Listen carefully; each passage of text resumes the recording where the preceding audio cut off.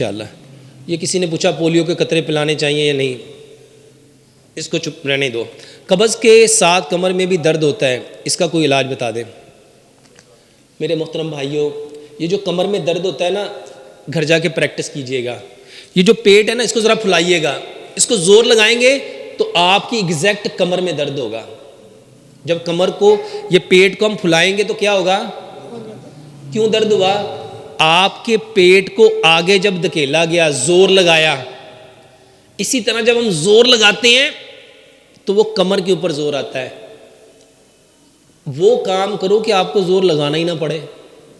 ایک لقمے کو 32 بار چباؤ۔ ایک لقمے کو، ذرا سچ بتاؤ، جب ایک لقمے کو 32 بار چباؤ گے کھانا کیا بن جائے گا؟ اس کو سمجھو، اللہ تعالیٰ نے دانت کتنے بنائے ہیں؟ 32 دانت ہیں۔ 8 دانت ہیں 1 نوک والے، 8 دانت ہیں 2 نوک والے، 8 دانت ہیں 3 نوک والے، 8 دانت ہیں 4 نوک والے۔ 1 نوک والے کا کام ہے کاٹنا، 2 کا کام ہے پھاڑنا، 3 کا کام ہے چیرنا، 4 کا کام ہے پیسنا۔ کھانے کو دانتوں نے کاٹنا تھا، پھاڑنا تھا، چیرنا تھا، پیسنا تھا۔ تو یہ کب ممکن ہونا تھا؟ جب آپ کھانے کو کتنا چباتے ہیں؟ اور ہم نے کیا کیا؟ تیزی کا کام کس کا ہوتا ہے؟ کس کا ہوتا ہے؟ پھر سوچ لو کس کا ہوتا ہے؟ کھانے کے دسترخوان پہ ہم کون ہوتے ہیں؟ میرے محترم بھائیوں، ایک لقمے کو کم از کم 32 بار چباؤ۔ اللہ کی قسم کھا کے کہتا ہوں، دنیا دھنگ رہ گئی۔ پہلے لوگ مجھ پہ ہنستے تھے، اور ہمیں کیا باتیں کرتا ہے، ایسے ہی لگا ہے۔ ایسے لوگوں نے مجھے بتایا، کوئی کہہ رہا ہے ڈاکٹر صاحب 30 سال کی بیماری ختم ہو گئی، کوئی کہہ رہا ہے 20 سال کی ختم ہو گئی، کوئی کہہ رہا ہے 40 سال سے بیمار تھا۔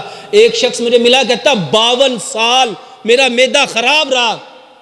اللہ کی قسم کھا کے کہتا ہوں کہ ڈاکٹر صاحب صرف 32 بار چبانا شروع کیا، پیٹ ایسا سکون میں آ گیا، زندگی میں کبھی سوچا ہی نہیں تھا۔ میں تو یہی سوچتا رہا پتہ نہیں اسی بیماری میں قبر میں چلا جانا ہے۔ کہتا ہے ڈاکٹر صاحب آپ کو تہجد میں اتنی دعائیں دیتا ہوں، اتنی دعائیں دیتا ہوں، میں کبھی ایک وضو کے ساتھ ایک نماز نہیں پڑھ سکتا تھا، الحمدللہ ایک وضو سے 3 نمازیں پڑھتا ہوں۔ میرے محترم بھائیوں، ایک لقمے کو 32 بار چباؤ۔ ایک لقمے کو حکیم لقمان اپنے بیٹے کو نصیحت کرتے ہوئے کہا کرتے تھے، بیٹا دانتوں کا کام کبھی آنتوں سے نہ لینا، دانتوں کا کام کبھی، جو دانتوں کا کام آنتوں سے لے گا وہ کبھی صحت مند نہیں رہ سکتا۔ اور سچ بتاؤ ہم سب نے کیا کیا؟ ایک لقمے کو کتنا چبانا ہے؟ قرآن سے سمجھو، اللہ تعالیٰ قرآن میں فرماتے ہیں ان اللہ مع صابرین، بے شک اللہ۔ تو جب ہم کھانا صبر سے کھائیں گے، سکون سے کھائیں گے، حوصلے سے کھائیں گے، اطمینان سے کھائیں گے، تسلی سے کھائیں گے، ہمارے اندر کیا آئے گا؟ کھانے کو صبر سے کھاؤ۔ ساری دنیا کس لیے کمائی کرتی ہے؟ کس لیے کرتی ہے؟ کہتے کھانے کے لیے۔ تو کھانے کے اوپر کیا کر رہی ہوتی ہے؟ پجو بجی۔ تو میرے بھائیوں، ایک لقمے کو یقین جانو، جب ایک لقمے کو 32 بار چباؤ گے تو اس کا سوال ہی نہیں پیدا ہو سکتا۔ نحمده ونستعینه ونستغفره ونعوذ باللہ من شرور انفسنا ومن سیئات اعمالنا من يهد الله فلا مضل له ومن يضلل فلا هادي له واشهد ان لا اله الا الله وحده لا شريك له واشهد ان محمدا عبده ورسوله اما بعد۔ میرے محترم بھائیوں، پیارے پیغمبر جناب محمد صلی اللہ علیہ وآلہ وسلم کی پوری زندگی، آج پوری دنیا نبی صلی اللہ علیہ وآلہ وسلم کے ہر عمل سے اپنے لیے خیر تلاش کر رہی ہے، بھلائیاں تلاش کر رہی ہے، اور انہوں نے نبی صلی اللہ علیہ وآلہ وسلم کی زندگی کے ایک ایک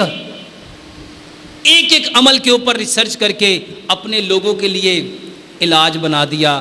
نبی صلی اللہ علیہ وآلہ وسلم جاگتے کیسے تھے؟ آپ صلی اللہ علیہ وسلم کے جاگنے کا طریقہ کیا تھا؟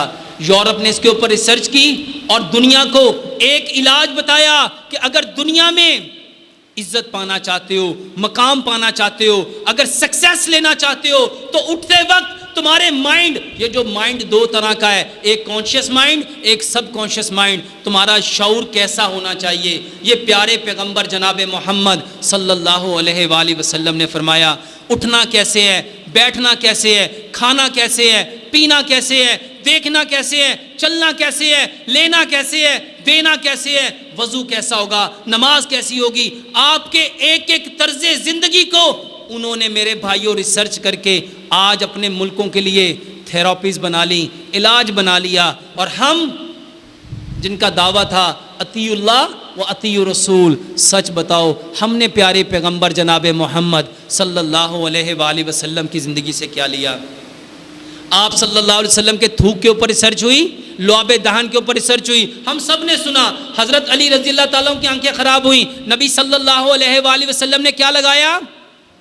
اپنا لعاب لگایا. ہم میں سے کتنے لوگ ہیں اپنی آنکھوں پہ لعاب لگاتے ہوں؟ انہوں نے ریسرچ کر کے سلائیوا تھراپی علاج بنا لیا.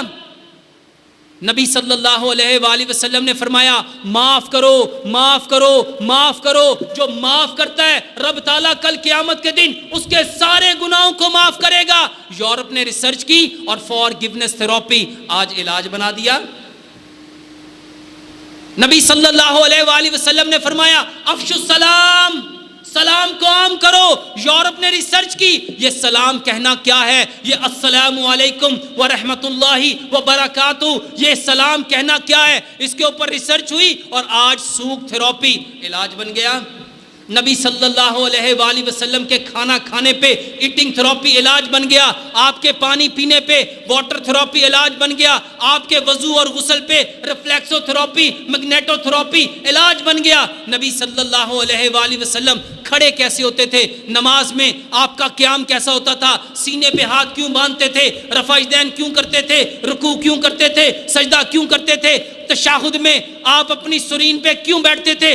آج ایک ایک چیز پہ ریسرچ ہو کے پوری دنیا کے لیے علاج بن گیا. میرے بھائیوں ہم نے پیارے پیغمبر جناب محمد صلی اللہ علیہ وآلہ وسلم کی زندگی میں سے کس چیز کو اپنے لیے علاج کے طور پہ انتخاب کیا؟ قرآن میں ہم نے سنا قرآن میں شفا ہے. نبی صلی اللہ علیہ وآلہ وسلم کی ابن ماجہ کی صحیح حدیث ہے نماز میں شفا ہے. بتاؤ ہم نے کس چیز کی شفا اس قرآن سے یا اس نماز سے لی؟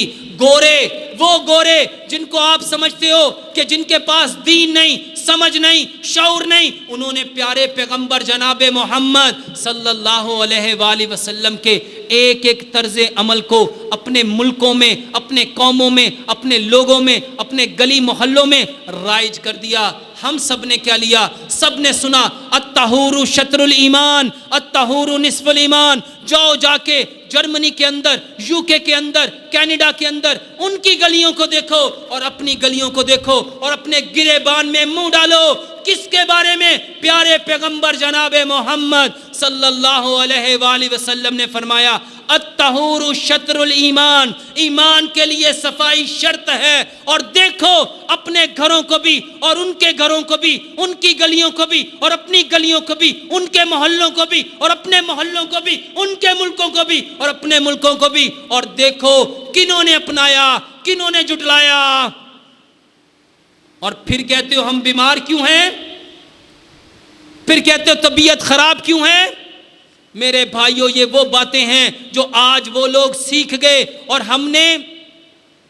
ہم نے دین کو محض مسجد اور مدرسے کی چار دیواری تک محدود کر دیا. انہوں نے اسلام کو، دین کو، شریعت کو پریکٹیکل لائف میں اپلائی کر کے آج وہ لوگ عزتیں پا رہے ہیں، عروج پا رہے ہیں، ترقیاں پا رہے ہیں، اور ہم لوگ ذلت اور پستی اور رسوائی کی دلدل میں پھنستے جا رہے ہیں. ضرورت ایک ہے، اس امر کی ضرورت ہے کہ ہم اپنے دین کی طرف پلٹیں اور جس طرح پیارے پیغمبر جناب محمد صلی اللہ علیہ وآلہ وسلم نے اسلام کو عملاً کر کے دکھایا، اپنی زندگیوں پہ عملاً رائج کریں. اقبال نے کیا کہا تھا؟ عمل سے زندگی بنتی ہے جنت بھی جہنم بھی. یہ خاکی اپنی فطرت میں نہ نوری ہے نہ ناری ہے. سبحان ربک رب العزت عما یصفون وسلام علی المرسلین والحمد للہ رب العالمین.